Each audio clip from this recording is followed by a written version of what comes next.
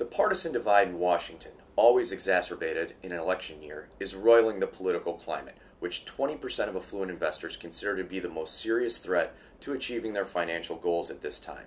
But perhaps respondents are seeing silver linings in the dark clouds.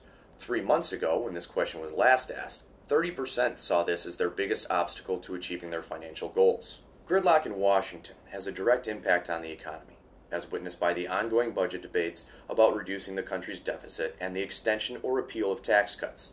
This accounts for a similar percentage of affluent investors, 18%, citing the economy as the most serious obstacle to achieving their financial goals. This month's survey was taken as reports offered encouraging economic news. The Labor Department's February jobs report, released earlier this month, found that the economy added a better than expected 227,000 jobs. Inflation is an issue of increasing concern to affluent investors.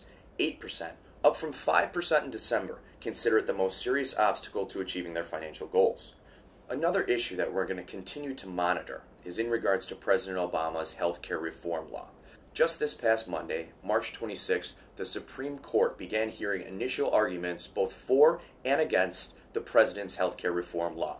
This is going to be an area of special interest throughout the rest of 2012, especially due to the fact that we are in election year. The Spectrem Affluent Household Outlook remained in positive territory for the third consecutive month, but the overall outlook, based on investor attitudes regarding issues that impact their daily lives, dipped 1.47 points to 11.17.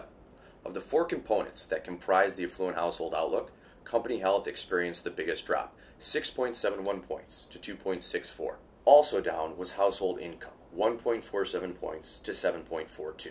The overall outlook's drop was precipitated primarily by negative attitudes in non-millionaire households. The non-millionaire outlook suffered a double-digit drop, 14.46 points to negative 6.58. Confidence in household assets plunged 24.18 points to negative 16.65.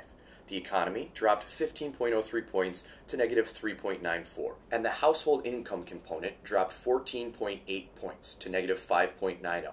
Company health dipped 3.81 points to 0.19.